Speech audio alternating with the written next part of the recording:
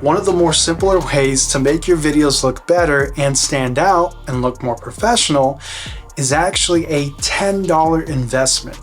And I'm going to show you how to use it. Let's dive in.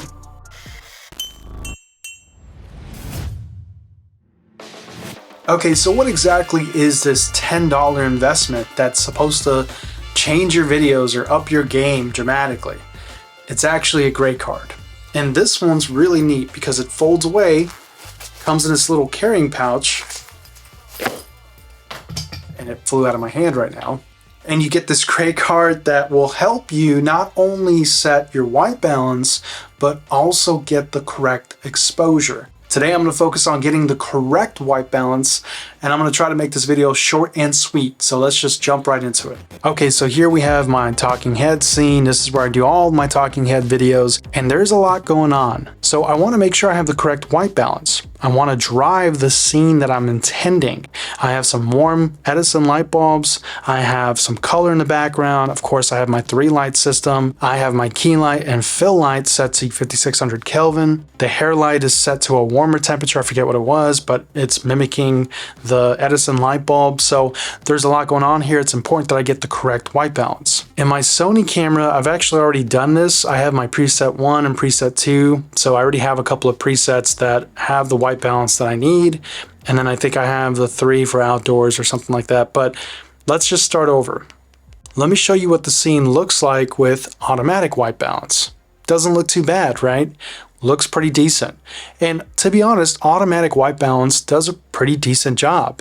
It's really, really good if you're in a run and gun situation, and sometimes I use it, of course. So let's look at another preset. We're not in a shaded area. You can see how the white balance has dramatically changed the scene. We have a cloudy preset. Again, you can see how much it's dramatically changed the scene. So now let me go ahead and show you how to set your white balance. On the Sony cameras, you're going to go all the way down. You can also manually set the light balance if you're using another instrument to measure it, but if we're using the grade card, go down to one of your presets.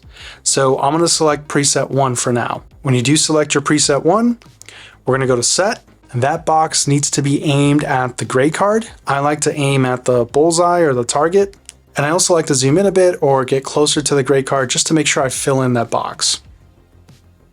When you're ready, go ahead and capture. And there you go, it just measured the white balance at 4700 Kelvin. Okay, now that we've kind of gone through white balance and showed you how to use the grade card, let's also talk about what is white balance. What are we doing? What were we doing? Your camera needs a reference. It doesn't actually know what true white is unless it has something to reference to. Now, most cameras these days have presets loaded into the camera or automatic white balance and so forth. For example, like a cloudy day preset or being out in the open sun or shade or whatever. And the camera does its best to try to measure your white balance or reference it to whatever is programmed in the camera, but it always needs a direct reference. So when you show it, hey, this is what white should look like, it gives it that reference point and it's just way more accurate. Why should you care about white balance? White balance is incredibly important because you're manipulating light, colors, and so forth. And if you're trying to get a specific scene, or you're trying to light your scene correctly, or the colors of your scene, or you're trying to get a certain mood, you need to know what the white balance is so you can adjust accordingly and get the scene that you want.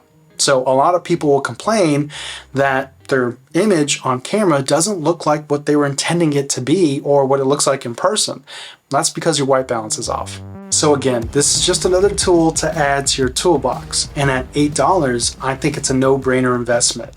I am not against auto white balance or the presets. I think some cameras do a really good job, but I don't think you should necessarily rely on them. And you should learn how to set your own white balance so you can have better control and really take your videos, your scenes to the next level. That's it for me, guys. I hope you found this video informative, and I will catch you on the next one.